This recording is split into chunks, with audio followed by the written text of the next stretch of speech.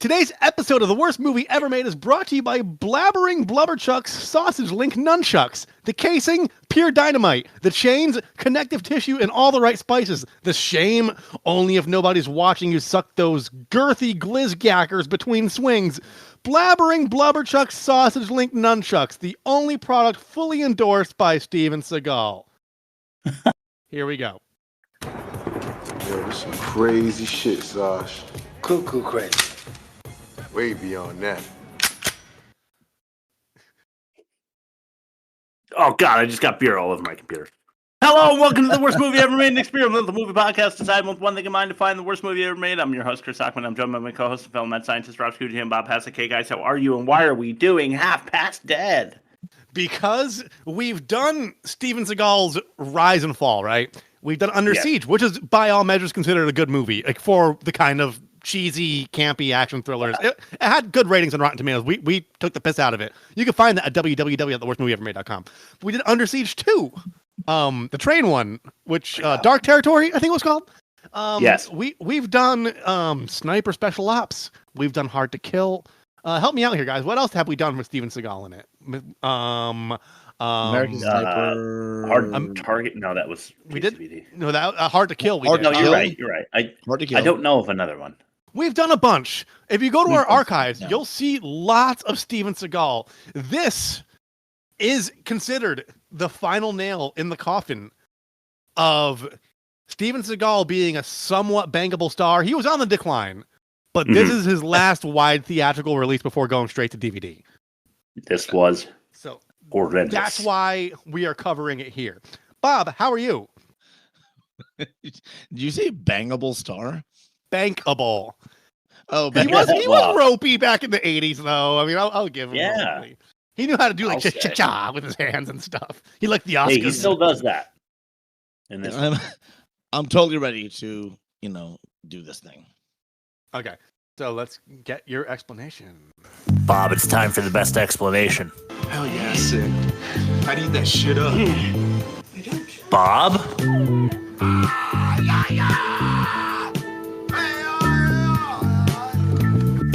Bob? All right. So, I was very uninspired by this movie. Like, I just wasn't very happy with the whole thing. So my alliteration is pretty short. All right. My alliteration only deals with the opening part of the movie. Here we go. Fine. Squishy Steven stuck in a cell in the stockade since stripping stolen sedans is still a sin. Very nice. I think you only needed Squishy the first Steven stuck in a cell in the stockade since stripping stolen sedans is still a sin. Yeah. So the movie is it's made me so upset. So Seagal's character, I'm not dealing with character names in this one, is mixed up with a chop shop, and we're not sure what else. He's near death, then revived, then arrested, along with his chop shop buddy Ja Rule. Yeah. Or, whoever Ja Rule plays. Just call on the actors. He called Sarah Jessica Parker Jim for an entire fucking episode. So just call him by the talent name. I don't give a shit. Jimmy. It doesn't matter. All right. Anyway, they're taken to Alcatraz, which apparently is back in business. And another prisoner who stole gold brick, which they say so many times, is about to get the electric chair. He's about to get the electric chair, and he asks for Seagal. And then somehow the prison's attacked by people somehow associated with the police who are after the gold brick. And prisoners become heroes, enemies become friends. Background music to the rescue. Seagal is actually the FBI and saves the fucking day as usual. Secret Pass. On Deadly Ground. That's the other one we did. Oh, yeah. Don't come to me. Where he causes a catastrophic amount of environmental damage after his whole crusade was to protect the environment. Yes. Yep. And then he cries about it. Is that all you got, Bob? Bob? Switch. Yeah. That's all I got. Flip the big switch. Flip the big switch. All right, cool. Let's start with a $1 million smile and a fistful of peso. So we're heading over to YouTube, right? Yeah, we are. So that's YouTube. I brought in 3 comments. close up. That was a comment from YouTube. It's not my segment. It's the people segment. I'm giving the people who otherwise don't have a voice on From the a broadcast people who have that's a heard voice. by tens of people. At least. This is in all caps with no punctuation and half the words are spelled wrong. This movie I want to watch tomorrow afternoon on my TV in 5 o'clock on my favorite channel, Film Plus Hungarian channel, please, Emil. And the username was Emil. So he's desperately asking on the trailer for somebody to hook him give up him in the full Hungary with a copy of the movie. Is what I gathered from that. The next I comment, want to watch it too. I get it. yeah. The next comment simply says half past lunchtime, which that made me cackle. Okay. And this final one, it's this movie, greater sign, Shawshank. Which Yes. Very much. I did draw a parallel to Shawshank myself. Maybe even in my outline. well, But I'm pretty sure they did the Alcatraz thing because The Rock was a smash hit like a few years ago. And like, oh, Yeah. Alcatraz is fucking in, baby. yeah. Yeah. Probably This so. was 02. This was like barely past 9/11. Yeah, Yeah. True. barely. And yeah. All right, let's go back to Bob with the worst production. Yeah. It's Smack Daddy. El Nino calling you up, man. Ooh, the worst production. So I'm gonna kind of go back to what Rob said about how this was Seagal's last like bankable Hurrah. gig, Yeah.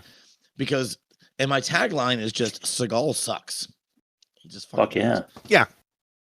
So writer / director Don Michael Paul, he praises Seagal in the DVD like featurette, the making of this movie, but he's since that's happened, he's gone to say in interviews that Seagal was a disruptive force on the set, and he would constantly turn up late and delay production for no apparent reason.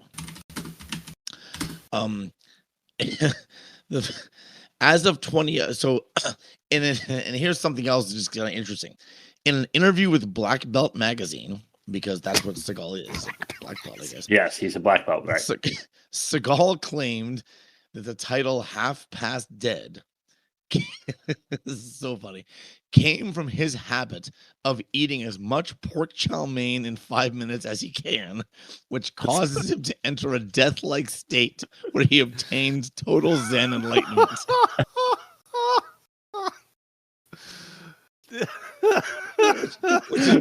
Which is way funnier than anything I could write. So That's you didn't. That wasn't an Onion article. That's real life. You really said that?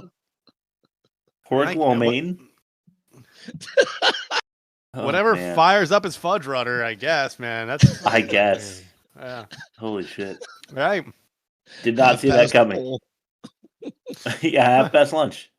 Fuck, man. Yeah, half past dead, I guess. It's a terrible title for the movie, but because he died and was revived. And then I love how one part in like Right. the second or third act when like one of the guys like you were half past dead, and he like I was waiting for him to turn to the camera and go because that's the movie it is, but it Right. never happened. All right, let's throw it to the explanation of the movie in its entirety. I'm so sorry we have to do this to you, dear viewer. This is by the piece of shit. Yes. Baby, baby, this ain't it. Piece by piece of shit. Pardon my gasp. Don't undercut me, shorty. Shorty. All right, Steven Seagal is woken up in the middle of the night by Ja Rule and Dick Van Dyke. Sasha, played by Steven Seagal, is given an impromptu lie detector test to prove to the mob boss Van Dyke that he's not an FBI agent. After successfully passing the lie detector, he and Ja Rule, or Nick, discuss the past and future. Nick wants Sasha to move on from his dead wife because, easy enough. And then get a car for him and Van Dyke. So let's see this moment of emotion between him and Seagal in our first second clip. This is Feel That. It's time, man.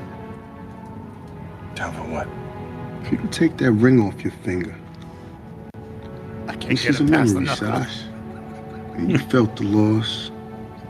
You cried the tears. There's nothing more to do, man. I just can't let her go. Respect that, man. Feel that. Anyway, got a job, man. Want it?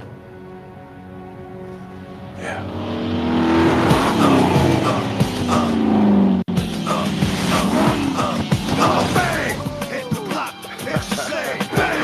How offended do you think Ja Rule was when they decided to have DMX on the soundtrack instead of him? Well, that was going to be my question. Was that DMX or Ja Rule? That was DMX. Was it for sure? I mean, I don't want to look it up before fact or no fact, but I will add it to my because notes Ja to check. Rule has like a pretty similar like voice quality when he does All the right, like maybe- gangster thing. Yeah. So I just assumed it was Ja Rule, but it sounds just like DMX. I'm gonna pretend like I'm gonna pretend like I know what either of them sound like. Oh, DMX was the shit, bro. DMX fucking rules. I didn't celebrate his Love catalog, DMX. but like I wouldn't turn it off if it came on. No, he had some real bangers, like very simple stuff. But, Stop, you know, drop, shut him down, shut him down, open shop. up shop. Uh, Oh, Yeah. that's a rough rider's roll. With the wheelies. Yeah. That was a cool video, yeah. Yeah. What was the one that like? Y'all gonna make me lose my mind up in here. Up in here. Yeah, that was the big one. Yeah. Y'all gonna make me go all out. Anyway, so Sasha, which is Segal, remember, takes Nick along for the ride. They head back to the shop where various criminals are working on multiple stolen vehicles, we're led to assume. And we get one of the best, most offensive moments I've ever seen in any movie. This is, by the way, already our number one most offensive moment. They're all useless sluts. The number What's one it gonna be? most offensive moment. You want to be Satan or what? Okay. Sasha intentionally throws Nick from a moving vehicle here. This is cuckoo. And for the people that watch us on YouTube or on Spotify video, this is 5 minutes into the movie, and this is where Ja Rule should have been fucking killed. should be dead, for sure. Yeah, I remember this, yeah. All right, here we go.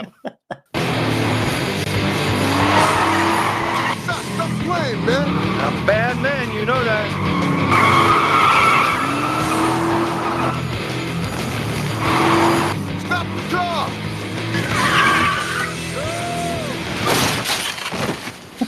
Dead. Fucking dead. Immediately on Totally dead. All the driving bullshit was bullshit. You know, like, Yeah, I'm gonna kick your ass one day. What are you guys doing? Everybody back to work. We're packed up and putting these cars on the road in 37 minutes. Where's my money? Hey, good for it. You know me. And you know me. Now, welcome to 9600. I'm gonna take this big goddamn hammer Hey, come on, Sash. Come and have me on. some fun. Hey, Sash. You know you're crazy, right? Cuckoo crazy. Steven Seagal is so lame because he thinks he can end words short, and that makes him sound like he's from the ghetto. Yeah. He's like, "Give me my 9600." I mean, well, I'm whole gonna get my movie- hammer.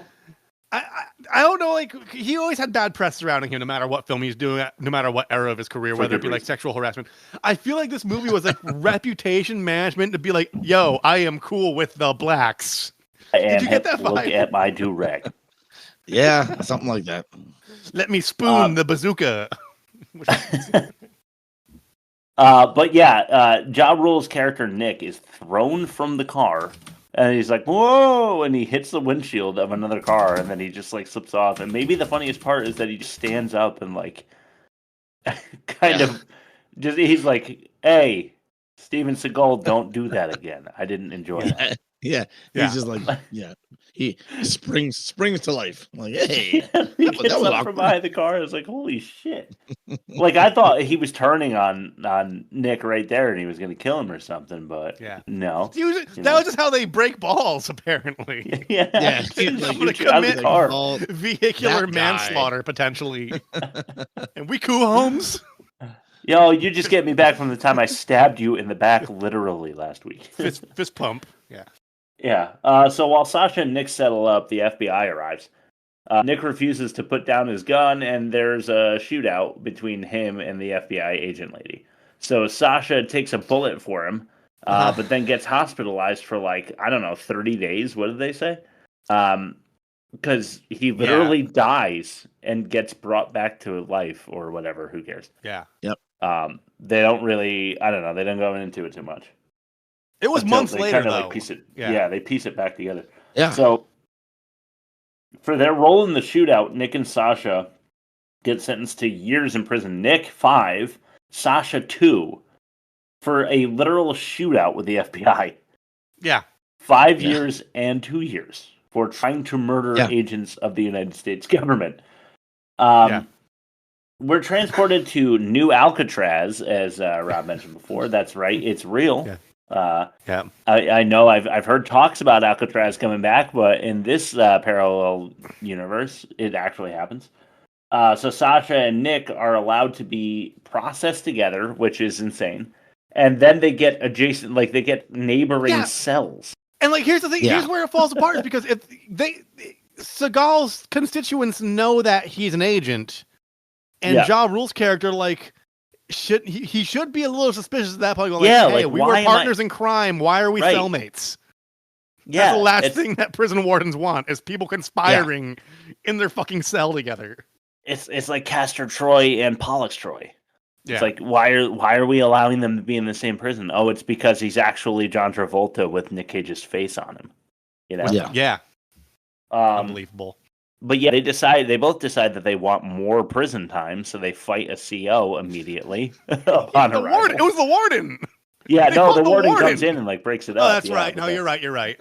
Yeah, we're introduced to the warden and the CO that gets shot up later in the movie. That becomes a little bit more important because there are lots of little bit important characters in here.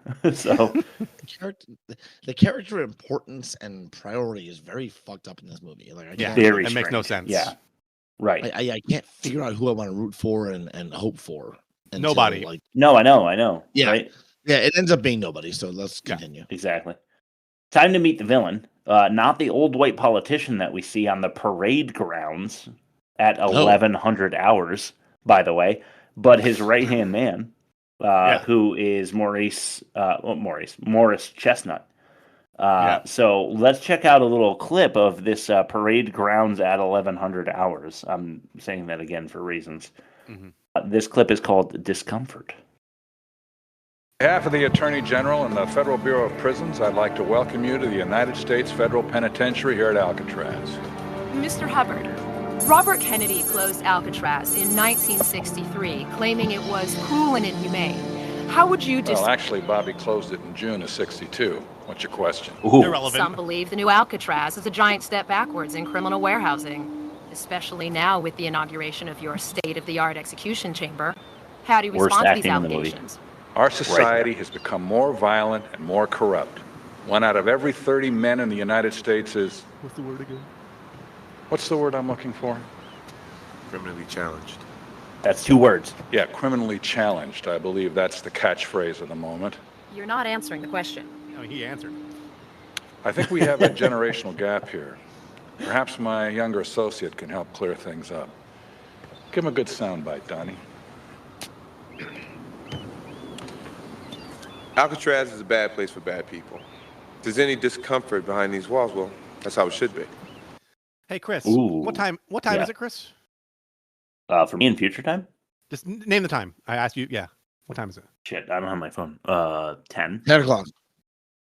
How about you answer my question? That's what happened in that scene just then. Actually, you know what? I'm a little too old to answer that question. Let me just refer to this vacuum cleaner. Hey, Bob, what's it called? What's it called when it's a minute after 9:59? I refuse to give an answer. I plead the fifth. All right. Bob and I know it's 5 o'clock somewhere. Yeah, that's true. Anyway, so and then I go with that joke, and now I lose my place again. So first execution to be done at Alcatraz Island. I don't know if that's true in like historical American fact or even fictional history, but the Supreme Court justice who sentenced him is on her way there to witness the execution, and they make like a big deal of her like trying to shake his hand and shit. Like, so first of all, if she was a Supreme Court justice, she wouldn't be involved. She would never be in charge with her criminal case. But no, they don't leave the courtroom. Maybe she was before she was a Supreme Court justice. Like maybe she was in charge of a criminal. All right, I didn't think about that. She appointed.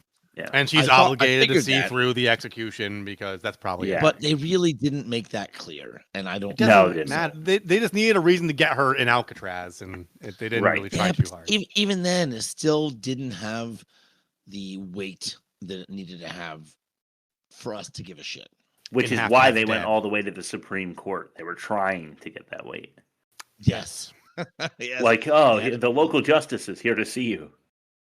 The San Francisco, court of, You got anything more supreme for me? Yeah, right. Yeah. So it doesn't make any sense. But then we see some paratroopers coming in on a big airplane, right? Mm-hmm. And by the way, it's sundown, and they jump out of the plane, right? And they pull the cords in the sunlight. And now it's night at the prison, and they land, and it's raining. And I was like, what the fuck? How fucking, did they jump from the International Space Station? Like, why did it take them so fucking long to land? Yeah. It didn't make any sense to me. But also, if you're parachuting during a fucking storm, and you're still landing at just the right spot, right where you want to. Some people actually shooting while parachuting is total bullshit. Mm-hmm. I was really really angry. They did do that. They did do that. I was very angry at that, that scene. Was it the girl, with the extra makeup that did it? It was all of them. They were all. They were all shooting. Jesus, at least enough of them that it pissed me off. And then. I'm going to jump ahead, Chris, a little bit in the timeline. Yeah, and one of the guys hacks the security system in 90 seconds. That's bullshit. Yeah. Oh, yeah. Not going to happen. And then mentions how they were pretty good at wiring the place. I'm in. Yeah. And he's outside on a concrete wall, but he's on a computer chair, and he slides to the other door to start. Yes, he does. Clicking buttons on the other one. So we go to a live news feed, and it's 6:18:07. They gave us the 7 seconds. I just want to point out again that they're showing us what time it is, because it's a trend that will not stop anytime soon. I'm going to point it out every time. So old man who is let me not skip this. They take off their gear. This is the crew that just landed, the paratroopers, and they reveal that it's Morris Chestnut. Leading the tactical team, and he was just talking. Right, so that's kind of important. They're invading Alcatraz with their high-tech gear and their Matrix vibes, right? So old man who is about to be executed, his name is Lester, has invited Sasha to the execution chamber to talk to him about how he was about to die, since Sasha has some knowledge about what it's like to die.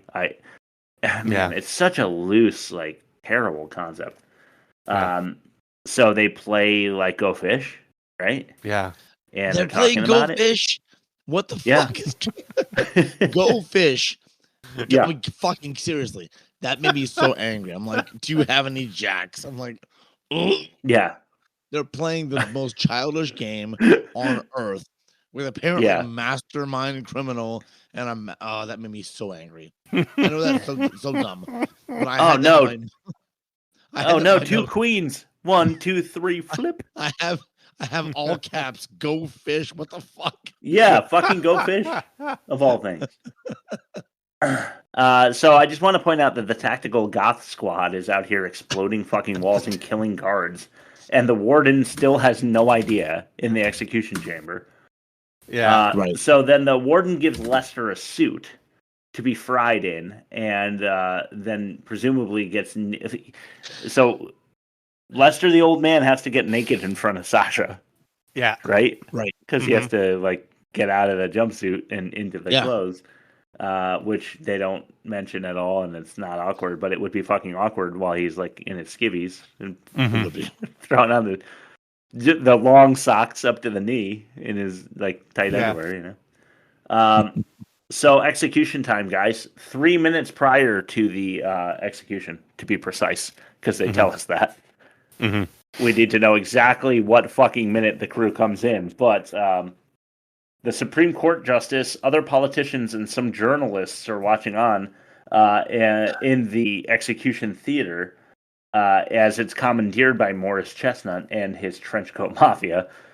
Lester, the execution victim, is about to get zapped for having killed 5 FBI agents and stolen $200 million in gold off a government train or something, right? It was a train. Brick. Yeah, let's go with that. Gold brick. Gold brick. They're smelting it into bricks. Chestnut wants the gold, so he's here to threaten Lester with death. Yeah. The guy who's about to be elected. The guy who's made peace with his maker probably years ago when he was sitting on death row in solitary confinement. Right. He's about to be killed, but God, he's like, I'm going to kill you if you don't tell me where the gold is. I love this premise. Yes. Oh my God, it's amazing. So we go back to Ja Rule. We got to see what he's up to, right? And I just want to say, most offensive, Ja Rule's smirking fucking face infuriates me. He's such a badass. Oh my God, it's amazing. It's the side smirk, like got you. Yeah. He was the star of the movie, in my opinion. Okay. Oh, well. Okay. Bob, you're about to run into a little cold hard fact I call the number one worst dialogue moment in the movie. This is his back and forth with another prisoner that I have to subject all of you to now. So here's a little biatch. Most of the time, bad dialogue just sounds to me like walking up the Clinton Park. And this is the worst dialogue of the movie. Show me what you got, man. Get your ass up here. Come on, man. Come on, man. Come on. All that work, man. Come on, get on up there.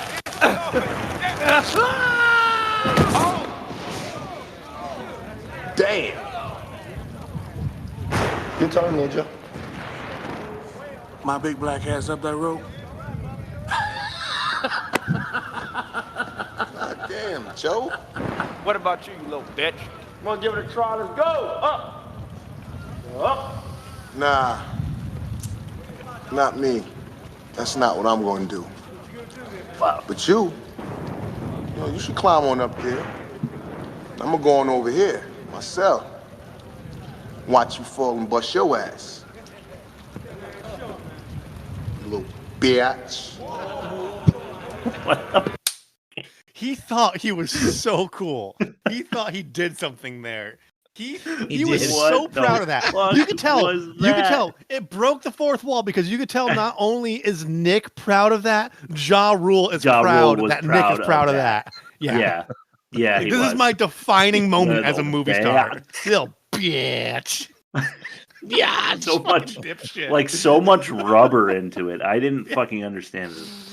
Oh my God. But it's also like he really was like, nah, that's true about you, not me. Yeah. Like the insult is hilarious, but also just like Uno reverse card kind of insult that is at the bottom of the barrel. Yeah, it you are. No, I'm not. I'm not going to climb up that rope and fall and die. I'm going to walk over to my cell and sit down and watch you climb the rope and fall down and do my little biatch. Winks at the camera. I know. But still. Still better than Segal. All right, I'll give you that. Counterpoint. Yeah, good. Yeah. I also heard, just for the record, that Ja Rule is actually not like he's not about that life, so to speak. He's like, didn't he defraud a bunch of people in like 2018? The Fire Fest? Yeah. Dude, the Fire Fest. Bob, have you seen the Fire Fest documentaries?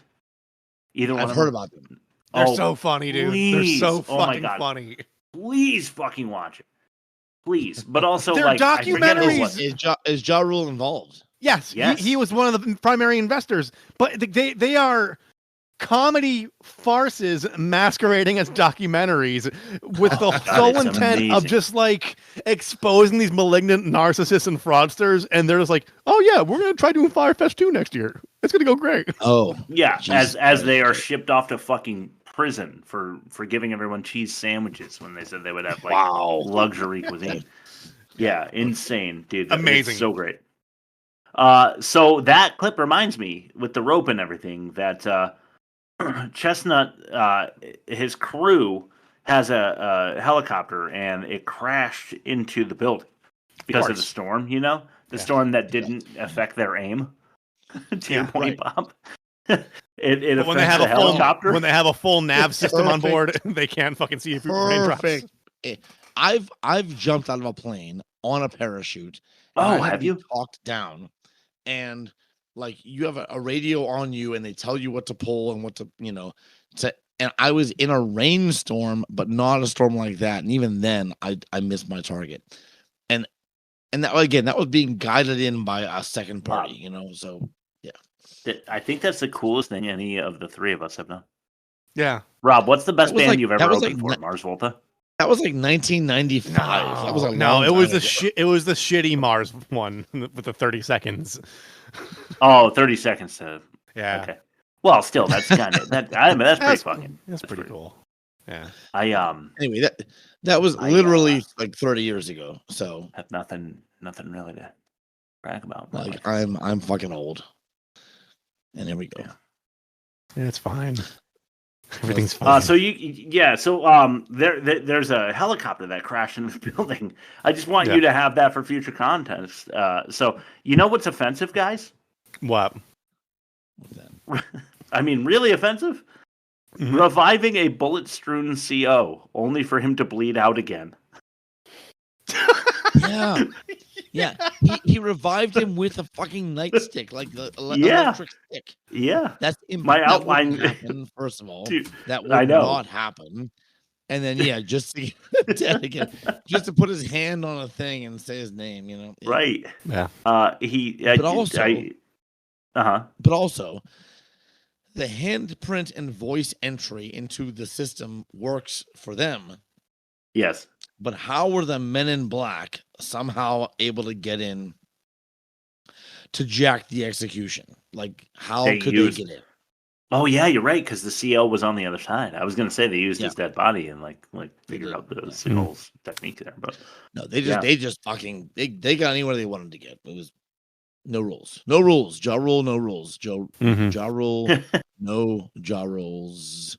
To hell with Ja Rule. Something like that. Yeah. So Sasha is now in the very standard sneaky Segal segment of the cinematic. He's armed and hiding from black leather bandits in the infirmary at 2:30 hours. Want you to know that. He hand-to-hands a henchman to death. In our next clip, you're going to watch him pull some crazy moves, as this one is called Kicked to Death.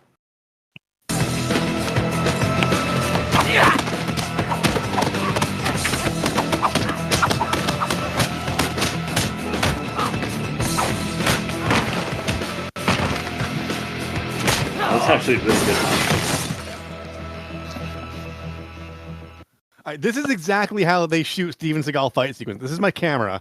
Yeah. And they go like this, and then he goes like this while standing still. Yeah, exactly. Wow, look at all those predictions. So I want to, since this is the piece by piece of shit, let me bring up that in this all digital, high tech, everything new Alcatraz. Yes, the infirmary still has an old fashioned scale with the balancing weights. Yeah, right. You broke my camera. Yeah, I noticed that. I'm like, That's fucking awesome. I did notice that, but it's one of those thoughts that you have that you don't develop. Like, I knew it was there, but I didn't even think about it. 20 years ago, my veterinarian had a digital scale for the dog. How is this? Yeah, too true. Not have that? Yeah. It's got to be like a prison reason. Like, it's easier to see if they smuggle things in their butt. Yeah, but you know that moment when you're like a new dad and you're like putting the baby on the scale and you're like, with or without the diaper, I think there might be a poopy in there. Yeah, and with my son, that's like a 5-pound differential. Yeah, for real. I know, Rob, because it's touching his knee. I see the poo poo. Hey, Atticus, when you listen to this about 20 years later, I am making fun of the tub shit. All right. Yeah, Atticus, you took some long poops, and we're all jealous of It's your a legend. regular It's a legend on the We show. love Atticus. Yeah. Atticus, we love you. We love you. Segal wins at this kickoff, and he kicks this dude into a medicine cabinet, basically, and the guy just dies. Instantly. Yeah. Instantly. It was very awkward. They just they do the thing that you do in movies where you like zoom in on the character's face and then the face has no movement whatsoever. So Eyes you know wide they're open, dead. like Yeah. And so we know he's dead, but we don't know how he's dead. Yeah. Other than he got kicked so hard. But it's weird because in this universe, Ja Rule was able to fly out of a car and into a windshield and slide off and then just yell at Segal for it. This guy... fully lucid and knowing that they were 37 minutes behind schedule. Not even looking at his watch. Yeah. But this guy who is like a tactical, like ex-military fucking can do 1,000 push-ups in a row guy gets kicked into a medicine cabinet and he's fine. Anyway, no one ever gets hurt. That's just what I wrote next. I guess that was the point that I got to at the same time. So Segal wins, moves on, and we go to a fight between Ja Rule and the lead vampire chick that's helping Chestnut. Yeah. And I guess that's why I said that, because Ja Rule takes like 38 punches and kicks from this chick, and she takes a few from him. He gets thrown into a wall and stuff, and he's fine again. Yeah. And then we are okay. So this part is fucking unbelievable to me. You remember that helicopter I mentioned in the glass ceiling up there that crashed? Yeah. Mm-hmm. Everybody's trying to get to it by climbing the rope, but nobody can, and everybody's too afraid. Steven Air Balloon Segal climbs military style up 30 feet of rope to get into the helicopter. Easily the least believable scene in the entire movie.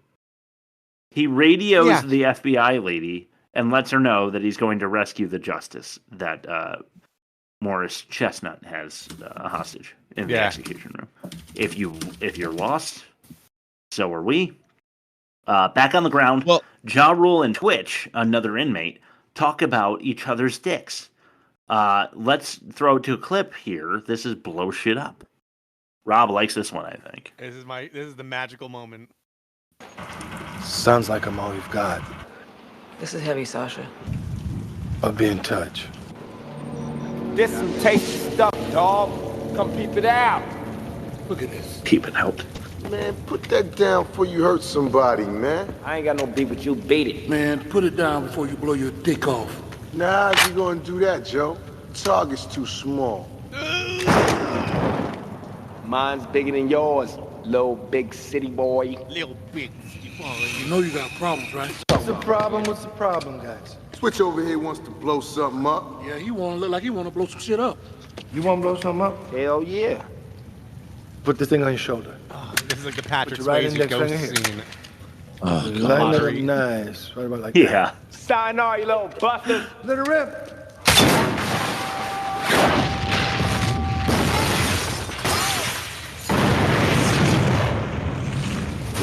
Why? Just firing live military grade assault weapons, unsanctioned, not a problem. Why would Sasha like have him do that? Yeah, I know. Yeah, none of this makes sense, but I have a few things to say. First of all, the location switching inside the prison is just bullshit. Like they just keep like moving from place to place effortlessly. Right. Mm-hmm. Actually, I just want to point this out. When I made notes for this movie, every line of my notes ended with the word bullshit because all of it was. Anyway, considering what you just mentioned, the rocket-propelled grenades, according to what I read online, don't have a blowback. So when he fires it, he should not get shot back. Right. It should just, yeah. So because it has an opening in the back and the front, and it just goes. Yeah, it just shoots the pressure of air out the back too. Yeah. Exactly. So there's that. That's all. Yeah. Did Chris freeze? Chris froze. I think Chris is freezing on purpose. No, Chris is not freezing on purpose. God damn it. Let me just add a couple more things I was going to say for piece by piece of shit. I want to say the gunfight bullshit. Like, they opened the hatch and jumped down without effort. And then it was a handgun versus machine gun. I will give the fight choreographer props because the budget had to be pretty high for that. Yeah. And unless you're like, but there was so much jumping through glass. Oh my God, dude. Which is always an issue. Because when you jump through glass, it's not going to end up well. No. Okay, what are we going to do about this, guys? How does this happen every I don't know. night, man? Blow shit up. Okay. Well, I also, on the point of the scene transitions, it's a newly renovated Alcatraz. Steven Seagal is new there. He's been on the verge of death and like out of a coma or whatever, and he has intimate floor plan knowledge like, in his memory banks as if it's his second home, and that was also fun to deal with. Exactly. Yes. Chris. I mean, there's more. There's a grenade vest. Like I don't remember what that is, but I wrote fucking how, and then I wrote skydive save fucking how. Yeah, but again, I forget that part of the movie. And chain fight. I forget the chain fight. Oh, there he is. Oh, how nice of you to grace us with your presence, host of the podcast. How you doing? Fuck, man. Did we play? Go ahead. It said your PC ran into a problem, needs to restart, and then it just did that. Did we skip Corn Machine, or did we play that? You had a Corn Machine on or around Blow Shit Up for the clips. It's 26 seconds long. It's the top goth chick.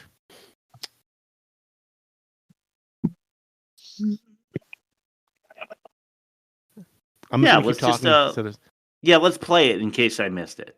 And then we'll see if it shows up. Corn Machine! 49er 6 to 49er 1. I think it's time for plan B.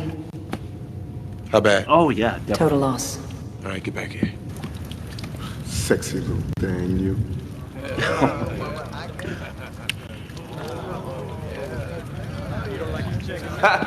Hey, let me see that gun, little mama. Let's get ready for the FBI. Right. I don't know about you guys, but I would let her slap me around. I would also, yeah. She was pretty 100%. Yes. Yeah.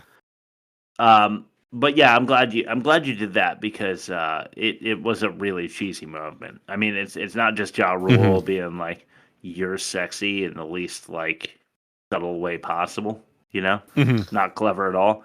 But it's also Morris Chestnut being like getting, how like in movies, like when somebody gets something over the headset, they change direction to hear it. Like why do actors do that? Like you've got the headset in, and then I say, "Hey, by the way," and then you're like, "What?" Like you have to turn your head to hear the thing you're hearing. Because in preparation for their role, they didn't like get used to having an earpiece, so they heard something to their right and instinctively turned to their right because they did not prepare for the role. Okay, yeah. That's maybe my something like that. Yeah. So back on the ground, Ja Rule and Twitch talking about blowing each other's dicks up. We're at the armory now at 315 hours, just so you know. Saka arms all the prisoners to help them even the odds against Temu Tyson Beckford. Back in the execution room, Chestnut is psychoanalyzing the justice at such a high level of dialogue that we had to share. Get ready for this. This clip is called Fresh. Oh, God. This is a long one, guys. Brace yourself. I'm sorry. It's necessary. A little long in the tooth for my taste, but let me see. You're a little too old to fuck. Yes. You have kept your bait fresh. Bay? Probably kept pretty your smart, bay too. fresh? So tell me, why have you never been married? No one ever asked me. Too busy burning bras, huh? Getting your panties in a twist over women's rights, equal pay, pro-choice, fighting the cause, right? And all that time, you forgot about love, didn't you? And your biological clock stopped ticking. Your feels went fallow. And now, in the autumn of your historic life,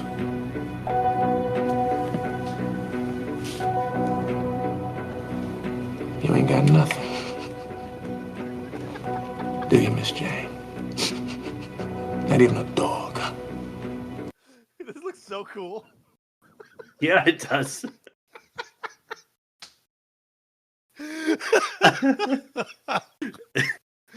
You were saying. Yeah. So the one thing he said was in the autumn of your life, and I was like, that's so dumb. And then I was like, wait a minute, she's like 53.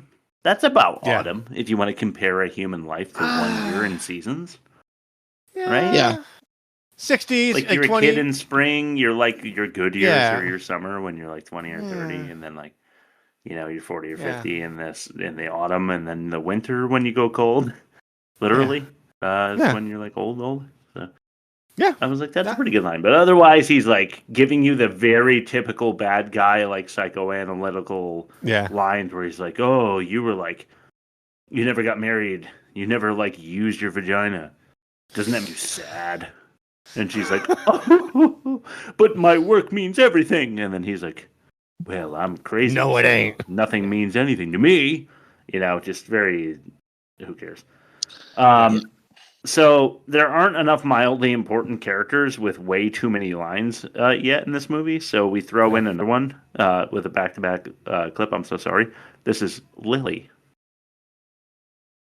There is no Lily on the outline you sent me, Chris. Me. Look at me. Look at me go. I don't have... What was the one that I don't have? No, there's no Lily. No, yeah. So there's no Lily, but there is a thing that I didn't include. So I scratched one, put in another, and then never told myself that. So I belong in this movie, I think. Anyway, it's the like hot chick with too much makeup just being like, hey, I'm gonna kill this bitch. This Lily. Oh, that's a good scene. I wish we clipped that. Yeah. So FBI lady and Chestnut talk to Mans, and FBI lady sends him a new helicopter and a pilot that has to voluntarily die, right? Yeah. Like the FBI agent who's flying the helicopter has to be like, all right, I'll go die. Yeah. Because what else is going to happen to you? Sounds if you're like the helicopter pilot. Yeah. Boom, here comes the boom, whether Chestnut is ready or not, as Ja Rule and Segal attack from above with ineffective gases of some sort or another. Yeah. And I say that because Morris Chestnut is totally fine breathing in the gases. Yeah. They sneak out the justice away from them, but it doesn't matter anyway because she's traded more than a rookie Mickey Mantle. Chestnut and gang give chase, and we have a duel in the industrial arena of this particular episode. A theme that we return to all the time, where there's like little fires that like blow out of tubes and shit like that. Yeah, it's fucking cool. So Tyson and Steve have a swinging chain fight. Our first since Soldier with Kurt Russell. Just wanted to like, glee into that. Bullshit. Go ahead. You don't see a lot of swinging chain fights. I'm just saying. You know, we've only had 2 on the pod. With bullshit. Yeah, you don't see a whole lot of them. I was like, wait, was there one in Gymkhana? I feel like that's the only one other than maybe Ice Pirates where there could have been a chain fight. Maybe. Yeah, who knows? Ja Rule now finds out that Segal is an FBI agent because.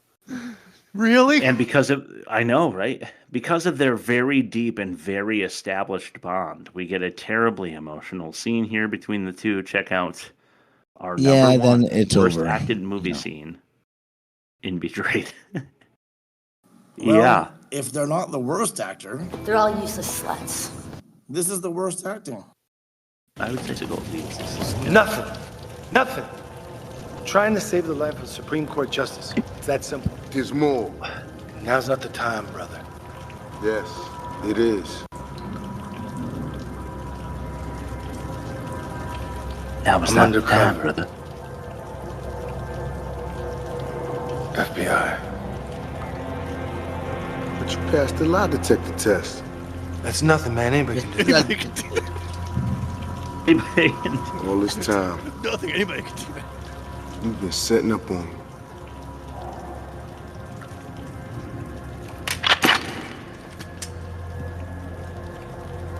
I believed in you. I trusted you. Brought you into my family. I vouched for you. And you betrayed me? It's not that simple. Don't do it. That's just for me. No one else can see it. Let's see now.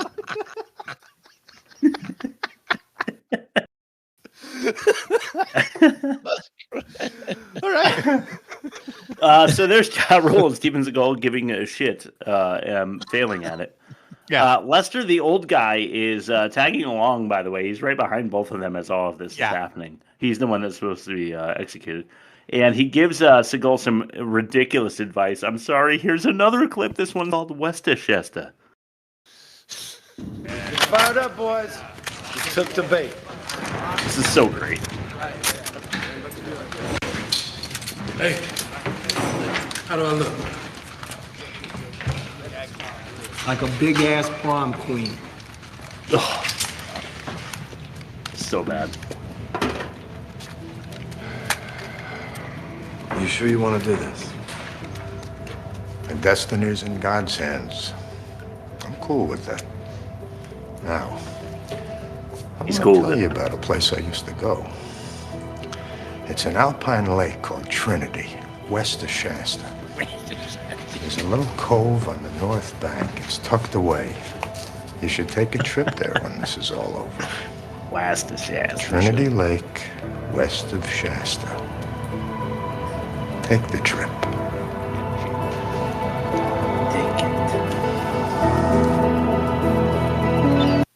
Take West trip. of Shasta. Take the trip. West of Shasta. Take the trip. Take the trip, yeah. Sasha decides he's going to utilize his armed inmates now as he invites Chestnut to swap prisoners again. Both sides know the other is up to no good, and we get another shootout. Ja Rule is in a helicopter. He fires the helicopter guns at incoming missiles and blows them up inside the cell block. Yes. Missiles coming at the helicopter. He shoots them down with fucking bullets inside the building, and everyone's fine. Yeah. Steve is in the helicopter as well. Oh my God, I wrote in the heli as welly. Thank God I didn't say that. And he leans out the door and he fucking crosses his arms, pistol firing in both directions, like cross-eyed. Pistol That makes firing. no sense. There's no. No, I don't know it how makes that works. It looks cool, but that's about it. Well, that he knows it looks cool, and he was like, "Steven Seagal will do this." You know what? They should zoom out and get me running too. It looks like us. in two separate camera frames. Anyway. Yeah, so Steve is in the heli as welly, blah, blah, blah. Oh, fuck, why did I repeat that? There are no consequences again. Yeah. After this firestorm, except for the big guy who looks like a giant prom queen dies, but nobody cares. Yeah. A helicopter sent by the FBI is here to pick up Chestnut, who now has Lester and the Justice in the helicopter with him somehow. Yeah. He's given chase by Sasha and the other important people. Chestnut doesn't need the Justice anymore, so he throws her out of the helicopter. And this is when I get extremely pissed off, because Segal puts on fucking sunglasses and fucking dives from the goddamn helicopter. And then he does. He has to put on sunglasses before he dives out of the fucking helicopter like to a save lead the balloon. Supreme Court Justice. Yeah. The old man there then is free to explode himself, even though we like him, therefore killing the bad guy, and the poor fucking FBI agent that I mentioned piloting the goddamn helicopter, who knew he was probably going to die, is now definitely dead. Sasha saves the Justice by catching her midair and parachuting them into the middle of the Pacific. He also gets the $200 million back for the government, just because, and talks the Justice into releasing Nick from prison. Check out our final clip here of the piece-by-piece of shit in this fringe fest that we're calling Clothes. So, How you feeling? 8 broken ribs, broken leg, a broken arm. How'd you think I was feeling? Well, for the record, What'd you think? I couldn't have done it without you. I heard you busted Sonny Egbo. That's what I started out to do. I usually like to finish what I start. Did you find the gold? Did you get something for me? I got something better. What's that? I spoke with Justice McPherson. I had a look at your file. And? She knocked your sentence back. To what? How fast can you get out of those clothes? That's a clip right there. Steven Seagal, jaw roll. Did How I send fast you that? can you get music? out of those clothes? What? No. Oh, I didn't do that for any music. You may Probably have. not. One second. Let's see. Little bitch. No, wait. That was a little bitch. And There it then, is. Wait. You think you're hard. I'm harder. There it is. Okay, that was fucking Pearson's in the sick. last cell on the right. No, these are the. We aight, man. last cell on the right. Everything's good in the hood.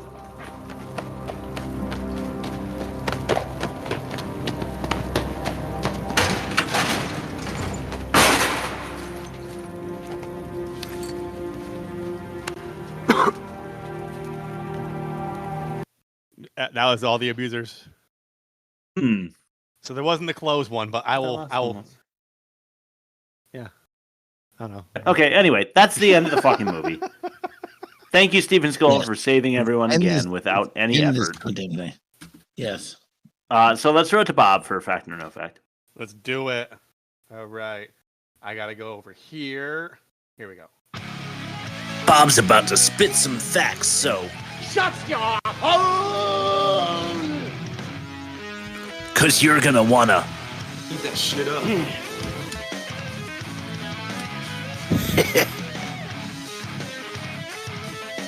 Real quickly, there's a preemptive callback to a later movie when they were sucking on oxygen tanks at one point in this movie. True. Yeah. Sniper That special. is correct. Though I think that happened way after this movie. Yeah, that's why I said preemptive. It was like a call forward, not a call back. Yeah. They were like, Seagal is on his way to being so fat that he's going to need a fucking balloon. Yes. the Pudgy, Professor Pudgy. Squishy Steve. Yeah. Squishy Steve. I outdid myself. So, fact or no fact, I'm going to, I'm not going to recall this one something half past dead. It's just half past dead. And Okay. we're going to look for, excuse me, He got some gluten. the lie out of 5 things. I'm going to read you 5 things. One of them's a lie. Here we go. First one. Segal traveled everywhere in the company of a Buddhist advisor. Okay. That was the first fact. Second one. The shot of the skydivers jumping out of the airplane is from a different movie. Okay, third one. This was Segal's last film to be given a theatrical release until Machete in 2010. Okay, fourth one. Segal and Ja Rule previously starred in Exit Wounds in 2001. Ooh. Okay. And last one. Claudia Christian, that was the FBI agent, shaved her head for this film. Okay. I believe the Buddhist thing because why wouldn't I? I don't believe the skydivers being used for a different movie because, like, this movie, a sign of budget might in the 90s was helicopters, more helicopters, and like if you have a couple helicopters. So it's like if they could afford, if they had helicopter money, that they probably had skydiver money. So I'm gonna come back to that. I'm inclined to believe number 3 because he was straight to DVD, but I'm not. Did Machete have a theatrical release? I'm not sure. I haven't seen it. But it's Danny Trejo, and he's like in 900 movies, and he dies in every single one of them. That's like straight to DVD fodder. Tarantino associated. I do remember seeing trailers for it, and they typically don't have trailers for straight to DVD thing. So that might be true. Exit Wounds, maybe. Shaved head, maybe. Number 2, the skydiver. That's the bullshit to me because they had helicopter money. Why wouldn't they have skydiver money? I feel like a line item in your helicopter budget is people jumping from it. So yes, yeah. I think that Claudia Christian bald in scenes in this movie, but wasn't. So I'll say number 5. Okay, so 3 and 5. So right? I just reread my notes and realized that I had 2 lies in this, and you both still missed. So, wow! Jesus Christ! So Bob screwed up, but we look dumber. Awesome, great. So yeah, he did have a Buddhist advisor with him at all times. That. Yeah. And I knew that was true. That would be the reason for enough Segal.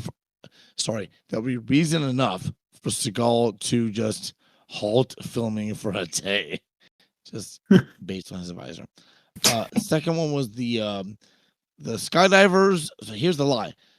No, I'm sorry, it's not a lie. The skydivers jumping out of the plane were from Navy SEALs from 1990. Oh, fuck that. Yeah, that was a God fact. damn it.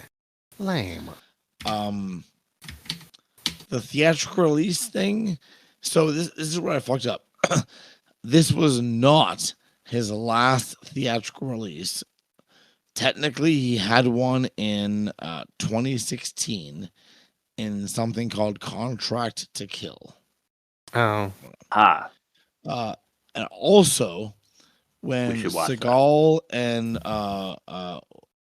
Exit Wounds, he was in that with DMX. This is where you guys that's okay. Almost gave yourselves up. Yeah. So another fact was, yes, Claudia Christian, who was the FBI agent, did shave her head for this role. Yes. So yeah, you guys like royally fucked up. You gotta do is sing it, baby. Ride or die. DMX. But that just means I have a double win, which means I win this entire pod. Chris, sorry. Yeah, I guess I'm gonna write right next to your name. Double whammy. Double win. So I'm gonna write in the write-up. Bob is an idiot, but Chris and Rob are idioter. I fucked up. Theater, yes. I gave you 3 facts, and you still fucked the idiotist. Yeah.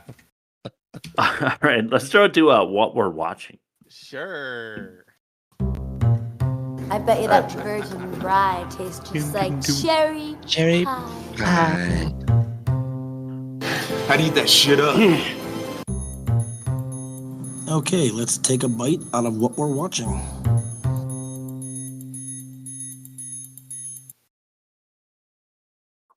I'm watching on Netflix. I'm watching a couple things.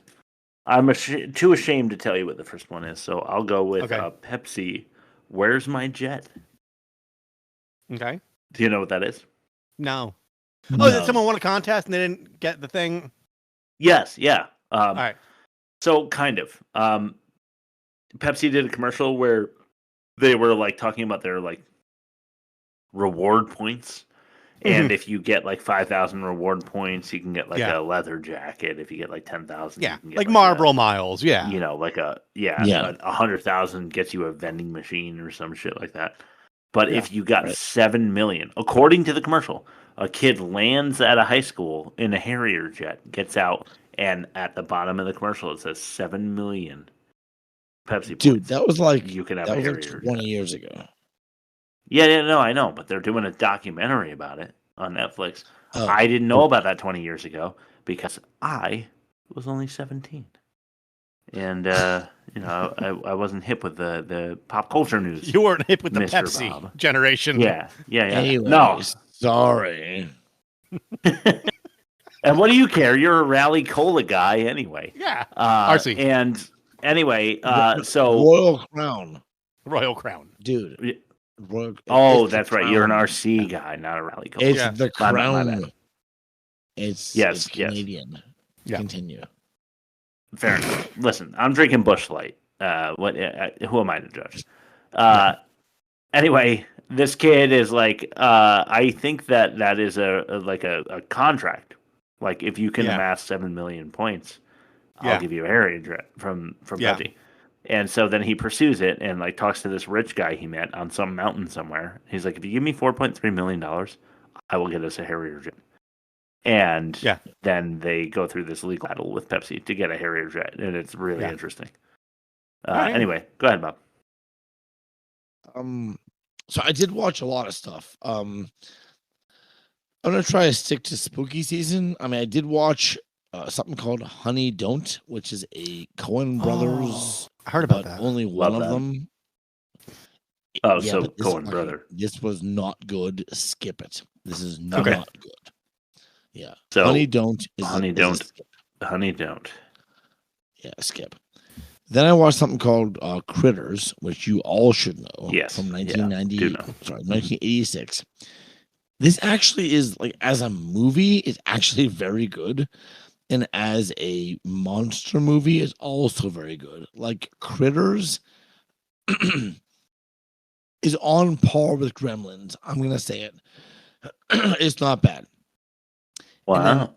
I watched lots of stuff, but I'm gonna just say the third one was called Climax. It was from 2018. Oh yeah. Oh my god. This is a French film about a troupe of dancers who have a retreat at a like elementary school building. And at the third day of the retreat, they have like a party to like celebrate their like 3 days of like rehearsals. And their punch is spiked with LSD. And they all fucking trip out. And it's not pleasant. It's nightmare fuel. I'm gonna say this.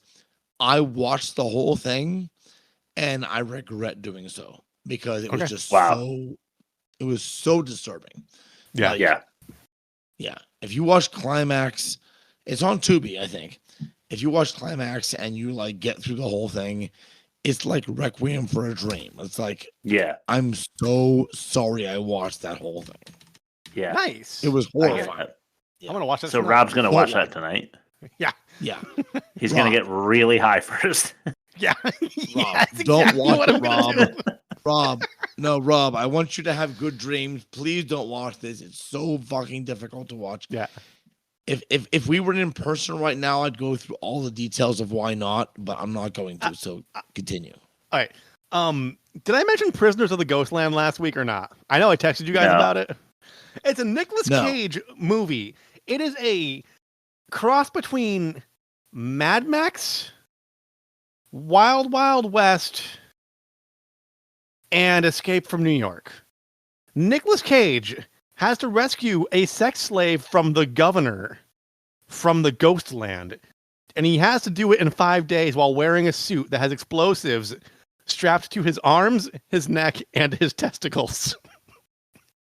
Jesus. I watched a bunch of other stuff, but I'm going to play this through my microphone from my iPhone real quick, okay? Yeah. Impossible!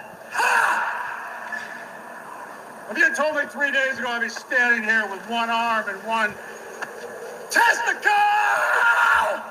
Trying to reason with you, bitches! I would have said impossible too. But I'm telling you, there's a way. There is no way. Real quick, one more time. One more time. Impossible! If you had told me 3 days ago I'd be standing here with one arm and one testicle!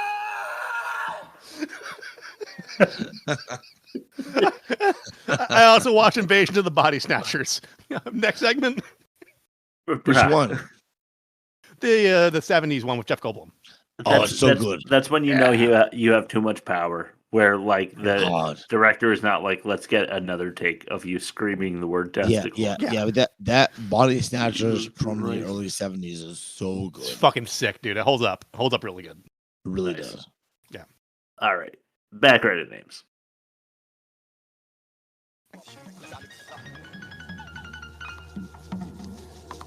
Morris Chestnut, Lutz Vogel, Rainer Werner, Klaus Gross, Corrupt, Gwyd Kakuk, and Roman Chickenburger. Goodbye. There's no way that's real. Well, chicken was in quotation. Roman Chickenburger is not real. His last name was Burger. Yeah. His name is Roman Burger, but he likes to be called Chicken. Oh, yeah. So, Roman Chickenburger. I got it. I guess. Also, the very fast piano you just heard was the intro of the movie we just watched. Nice. But in 2x. Yeah, it should. Yeah. Offensive minigame, please. It's time for us to decide what's the most offensive in the offensive minigame. Get it right, Cracker Jack. Right. Hey, boys. What's worse? Road Rash the Cuck Partner or Ja Rule's Face? Ja Rule's Face. Yeah, Ja Rule's Face. Because we established Road Rash was engaging in the fantasy. He wasn't sourcing. Hey, listen, that's what I had to contest with. Yes, I agree. If you're a 9-year-old guy who hasn't gotten laid since you were 30, which isn't you, which is not you, Bob. I'm just saying, 19 years of involuntary celibacy. Yeah, it's not you. Anyway, not you. No, it's not. You're taking whatever you can get. Goblin golf cart or rebleeding the blue blood. Rebleeding the blue blood. Yeah, agreed. Blue blood. He shot him with like a fucking ejecting your friend from this movie, or ejacting at your friends from Hobgobs. I say this movie, ejecting your friend. Yeah, because that can mean death. Getting a little yicky on you is fine. You just hose it off. Yeah, I didn't like that. I didn't like that move, and I'm glad you saved it. Although it's, at the same time, suspense-wise, it was better to put it earlier because I knew that was going to win. Yeah, fair enough. So, all right, between the two then, for this movie comparison, we have Hobgobs, Half Past Dead. Let's get into it. Yep. I just one sec. Bear with me 1 second. I did the thing where okay, compare the movies. Time to compare the movies. Hell yeah, Sid. I need that shit up.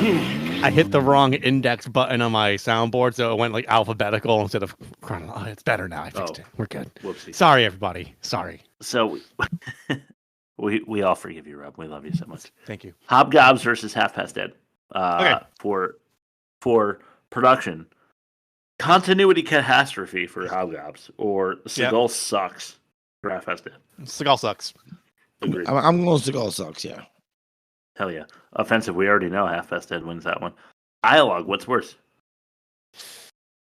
What? Hobgoblins. Hobgoblins is, yeah. I mean, it's a product of being like a low budget schlock. It's worse.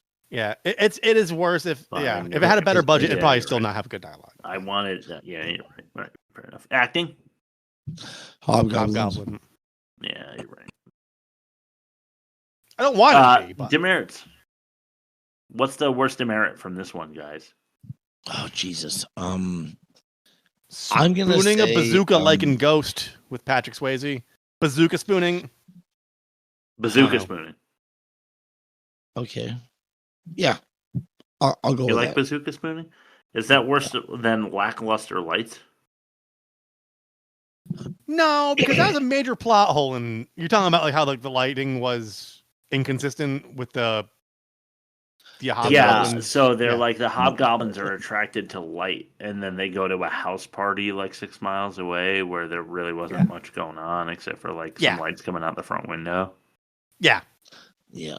One light. So you're going with lackluster lights? Yeah. Yeah. Both of you? Yes. Yeah.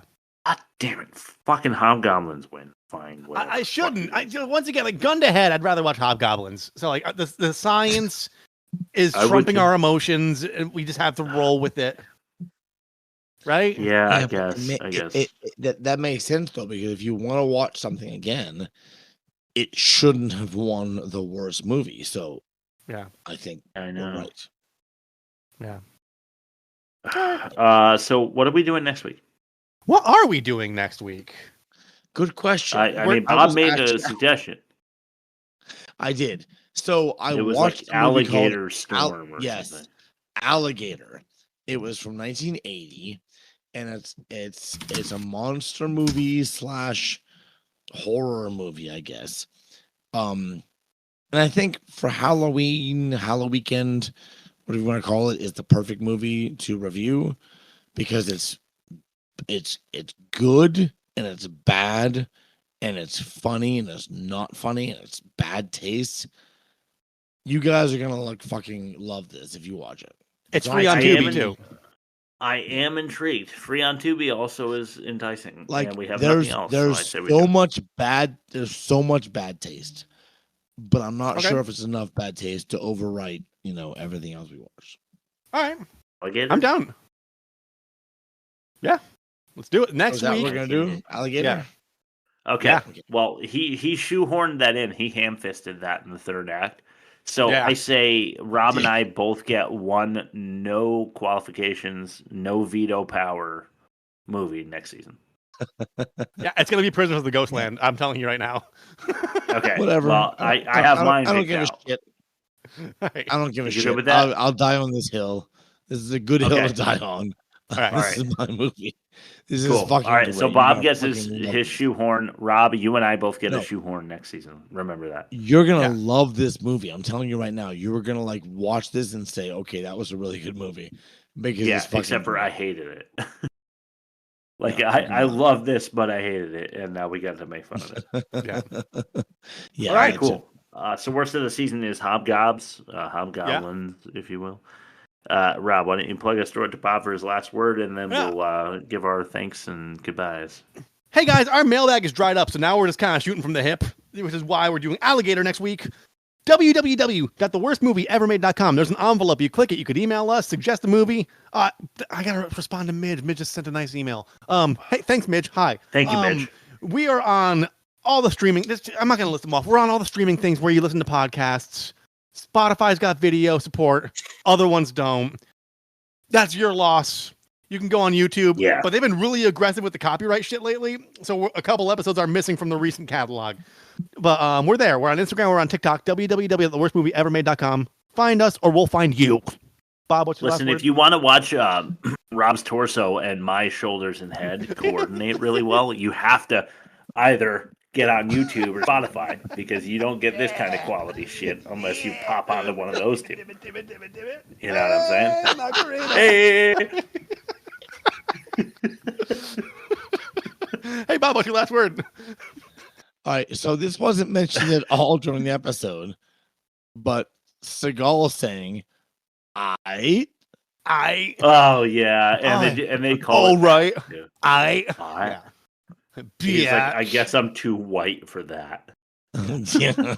I don't know if you knew this, but I am down with the African Americans. Fist bump, and then everybody leaves them hanging. Look at this new rag. See you next week, guys. Thank you, Shmeeb. Thank you, Shay, JK, Mitch McKay, Joanne, Dawkins, and Caleb, I guess. Bye, Josie.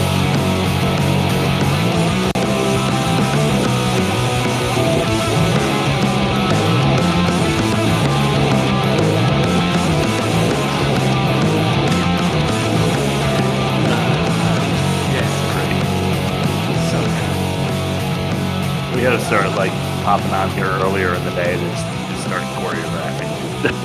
Yeah, dude. Get like a pepper Where grinder. like you put your and like you put your arm up and I'm like something, like just massaging your face. Bye, Jelly School. It's good stuff.